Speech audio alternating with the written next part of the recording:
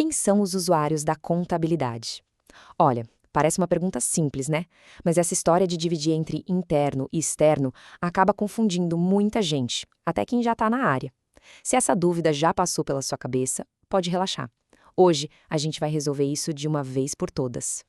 Para começar, vamos direto para uma pergunta que é um verdadeiro teste. Pensa só, um funcionário que trabalha lá, dentro da empresa, batendo cartão todo dia. Ele é considerado um usuário interno das informações contábeis? Bom, a resposta pode não ser tão óbvia quanto parece. Fica por aqui para a gente desvendar esse mistério.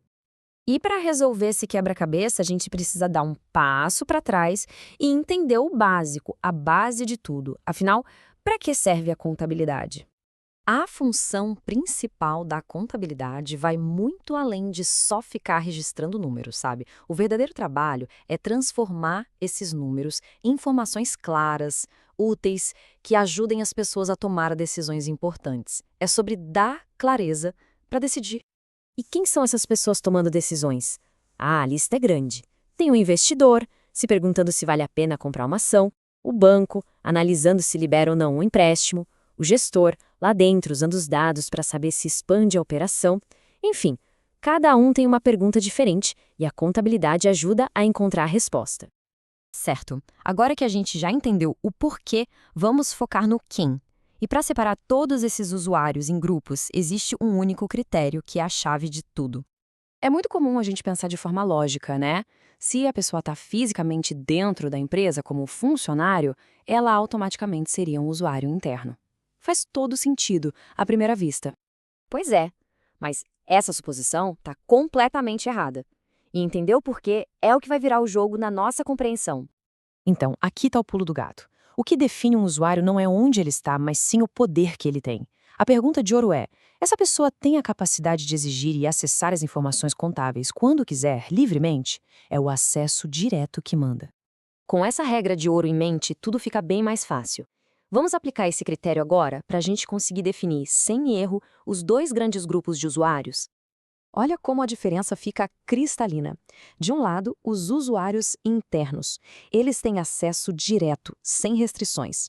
Podem pedir os dados a qualquer momento. Do outro lado, os externos. Eles não têm esse poder todo. Eles dependem do que a empresa decide publicar nos seus relatórios.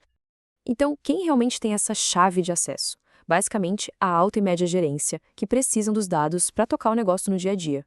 O conselho de administração, que fiscaliza a gestão. E um ponto super importante, os acionistas controladores, aqueles que de fato mandam na empresa.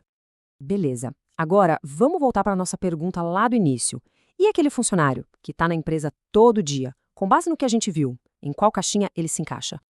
E aqui está a resposta que resolve o nosso quebra-cabeça. Um funcionário comum é, na verdade, um usuário externo. E por quê? Simples. Ele não pode chegar na contabilidade e exigir acesso total aos livros. Ele, assim como acionistas minoritários, bancos e até o governo, depende das informações que a empresa divulga para todo mundo.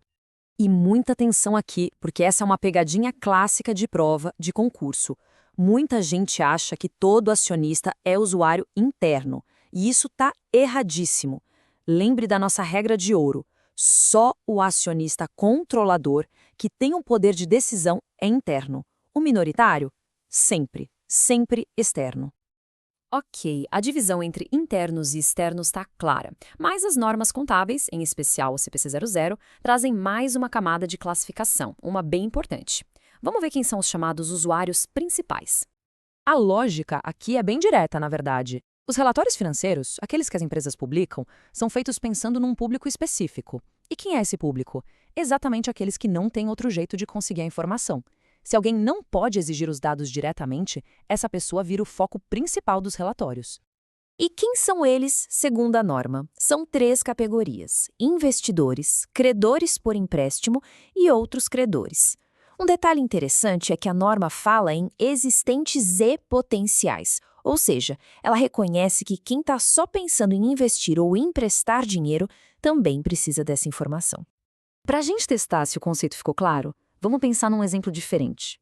Um auditor fiscal do governo. A gente viu que ele é um usuário externo. Mas ele seria considerado um usuário principal? E a resposta é Não. E isso ilustra o conceito de forma brilhante. O auditor fiscal não é um usuário principal porque ele pode, por força da lei, exigir informações direto da empresa. Ele tem poder de requisição. Como ele não depende dos relatórios publicados, ele não é o público-alvo desses relatórios. Certo, então vamos juntar todas as peças agora. Esse resumo final vai ajudar a organizar tudo o que a gente conversou e deixar a ideia bem clara na mente. Então, para fechar, o ponto central é um só: acesso direto. Tem esse acesso? É interno. É o caso dos gestores e dos acionistas controladores. Não tem esse acesso? É externo. Aí entram os funcionários, os acionistas minoritários, bancos, simples assim. O critério é o poder.